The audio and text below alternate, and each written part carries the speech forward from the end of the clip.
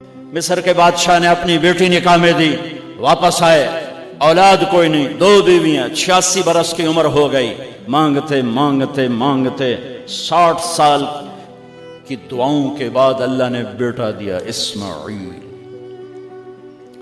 اور ابھی وہ چند دن کے تھے کہ اللہ کی طرف سے اشارہ ہوا، ان لے کے نکل، ان لے کے نکل۔ کدھر کدھر؟ اللہ نے سارا کے دل میں ڈال دیا، کھچاؤ، دل بند کر دیا۔ سارا کہے بڑی بیوی، انہوں میری اکھیں تو دور کر، میرا دل کٹیندا ہے، انہوں اولاد ہوگی مینوں نہیں ہوئی، انہوں میری اکھیں تو دور کر، میں نہیں ویکھ سکتی۔ انہوں نے سمجھا سوکن پنا ہے۔ جبریل آ گیا کہ اللہ تعالیٰ فرما رہے ہیں جیسے کہہ رہی ہے ویسے کرو، لے جاؤ۔ کہ اللہ کہاں لے جاؤں؟ کہاں جہاں ہم کہیں۔ تو یا اللہ میں جامع کیویں؟ کہا جبریل آئے گا زندگی میں پہلی دفعہ، کائنات کی زندگی، کائنات کی زندگی میں پہلی دفعہ جبریل انسانی شکل میں اونٹ پہ آئے، آگے جبریل اور پیچھے ابراہیم علیہ السلام، بچہ اور بیگم بھی ہاجرہ 20-22 سال عمر۔ چلو سارا سے بیٹا ہوتا، وہ بھی 80 سال کی ہو گئی تھی، تو ایک عورت زندگی گزار چکی ہے تو اس کو جدا کرنا آسان تھا۔ ہاجرہ شہزادی 22 سال 20 سال عمر۔ چلتے یہ دن 3 ہفتے لگے، 4 لگے، مہینہ لگا، 2 ہفتے لگے، پتہ نہیں، اللہ ہی جانتا ہے۔ لیکن جب مکہ کی وادی میں پہنچے، جب نہ انسان، نہ درخت، نہ پانی، نہ سایہ، نہ غذا، اور ایک نشیب وادی جس کے چاروں طرف پہاڑ، صفا، مروہ، جبل ابی قبیس اور جبل ہندی یا جبل عمر، آج کل اس کا نام ہے، پتہ نہیں اس وقت کیا نام تھا، اب تو سارے صاف ہو گئے۔ یہ 4 پہاڑوں میں ایک نشیب آیا، تو جبریل نے کہا یہاں اپنے بچے اور بیوی کو اتار دیں اور واپس چلے جائیں۔ جب آگ میں ڈالا تھا تو ایک لفظ نہیں بولے تھے، اور ایک طرف ہوا کا فرشتہ، ایک طرف پانی کا فرشتہ کہ ہم آپ کی مدد کریں، کہ اما الیک فلا، نہیں تمہاری ضرورت نہیں، اما اللہ فنعم، اللہ ویکھ رہا ہے، انہوں بچاونا ہو تو بچا لے سی، یہ ساڑنا ہو تو ساڑ دے سی، میں تہاڈی لوڑ بھی فرشتوں سے بھی بے نیاز ہو کے۔ اور آگ کی طرف جا رہے ہیں خاموشی کے ساتھ، بس ایک لفظ، حسبی اللہ ونعم الوکیل، حسبی اللہ ونعم الوکیل، تیرے سپرد ہر شے۔ اس خوفناک آگ کے سامنے ایسا صبر، ایک لفظ نہیں بولے۔ جب جبریل نے کہا ایتھے چھوڑ دے ہو، ایک دم یہاں کیسے چھوڑ دوں؟ اللہ اکبر، یہاں تو نہ کوئی انسان ہے، نہ اسباب زندگی ہیں، نہ پانی ہے، کچھ بھی نہیں ہے، کیسے چھوڑ دوں؟ کہا آپ کے رب کا فرمان ہے یہیں چھوڑنا ہے، کہ اس بچے کی پشت سے آخری نبی تشریف لائیں گے اور اس وادی کو میں تشریف لائیں گے۔ اسلمت لرب العالمین، ٹھیک چھوڑ دے۔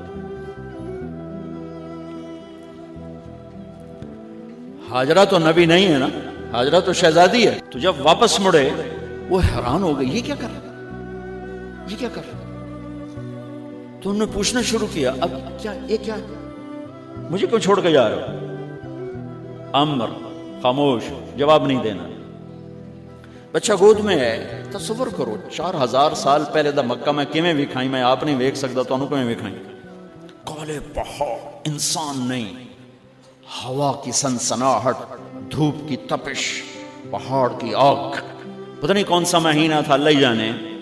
اور وہ جاری ہیں ساتھ ساتھ، کیوں میرا قصور کی ہے، میں نے چھڑیا کیوں ہوئی، جاندہ کدے پہ ہیں، کوئی غلطہ دس۔ چلتے چلتے کدئی پہنچے، کدئی کوئی 3 میل، تو ہاجرہ کو خیال آیا یہ اللہ کے نبی ہیں، کوئی اتو نہ گل آئی ہوئے، تو 3 میل کے بعد اللہ امرک، کیا یہ اللہ نے کہا ہے کہ میں نے اتنے چھاڑ دے تو میرے پتر نو؟ اللہ کیا ہے؟ تو ابراہیم علیہ السلام نے سر ہلایا کہ اذن لن یضیعنا اللہ۔ ایک اور ہاجرہ نے جنم لیا۔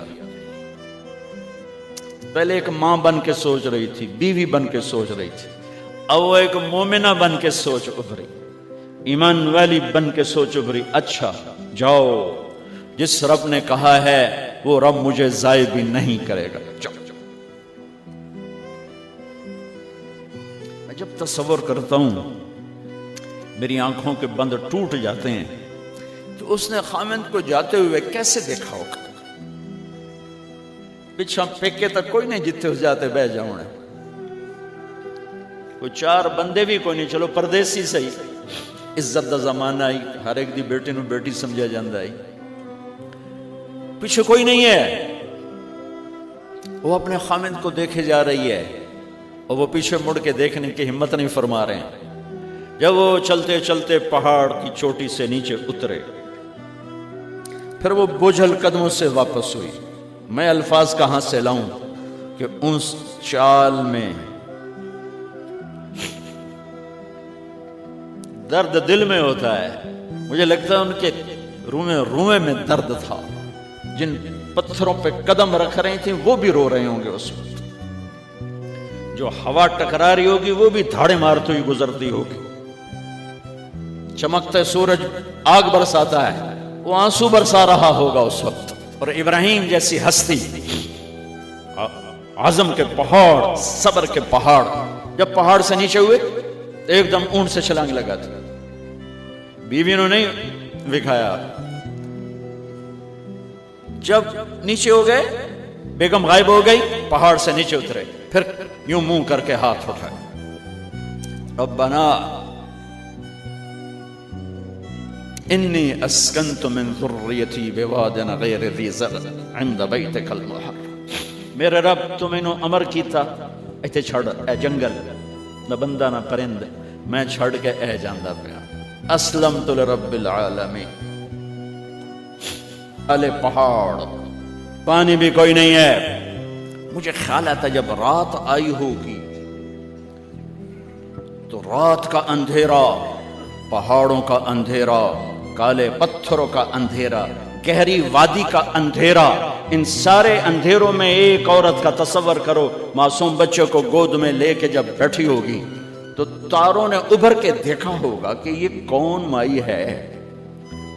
تاروں کو مسکراہٹ سے تشبیہ دی جاتی ہے، میں کہتا ہوں اس رات تارے بھی روئے ہوں گے، چاند بھی حیران ہوگا، ایک چکرے کون بی بی بیٹھی ہوئی ہے، اس مائی کی رات کیسے گزری، آنے والا گرم دن کیسے گزرا، پانی ختم ہوا، بچے کی ایڑیاں اور آہو بکا۔ اللہ زمزم پہلے کیوں نہ کڑیا؟ اللہ کو پتا تھا میں نے زمزم نکالنا ہے، پہلے کیوں نہیں کڑیا؟ انہوں روایا کیوں؟ مانو دوڑایا کیوں؟ صفا مروہ پھر پھر پھر پھر سینہ پاٹ گیا۔ یہ میرے اللہ نے دنیا کو امتحان کی جگہ بنایا ہے۔ ہے میرا اللہ کہتا تمہیں جنت دینی ہے، اپنی رضا دینی ہے، تھوڑا تو میں نو کھڑکاون دے ہو، کچھ تو میں کھڑکاواں گا، لیکن اوہ ہائے اتنا نہیں۔ جب میں صفا مروہ چلتا ہوں تو مجھے اماں ہاجرہ کا خیال آتا ہے کہ ہم تو گیلری میں چل رہے ہیں بڑے آرام سے، وہ تو ایک پہاڑ پہ چڑھتی اترتی، دوسرے پہ چڑھتی اترتی، انہیں پتا تھا اللہ کی قسم کوئی انسان نہیں، لیکن بچے کو تڑپنا دیکھ نہیں رہی ماں، دیکھنے کی جرت نہیں ہے۔ صفا مروہ صفا مروہ صفا مروہ صفا مروہ، 7 چکر کے بعد نا وہ ہمت جواب دے گئی۔ اگر ہمت ہوتی تو شاید وہ اور چلتی، اور بے بس ہو کے گری ہیں، اور آخری نظر بیٹے کو دیکھنا چاہا کہ میں ایتھے مر جاواں او اتھے مر جاوے، نہ او میرا مرنا ویکھے نہ میں او دا مرنا ویکھے۔ جس امت کی بنیاد اتنی بڑی قربانی پر ہو، وہ امت کہے سود کے بغیر گزارا نہیں، جھوٹ کے بغیر گزارا۔ سارے بازار کے تاجروں سے پوچھو، کہتے ہیں جھوٹ کے بغیر دکانداری۔ سارے میں وکیلوں کو کیا کہوں، قانون نکالا ہے، وہ کہتے ہیں جھوٹ کے بغیر کیس نہیں۔ سیاستدانوں سے پوچھو،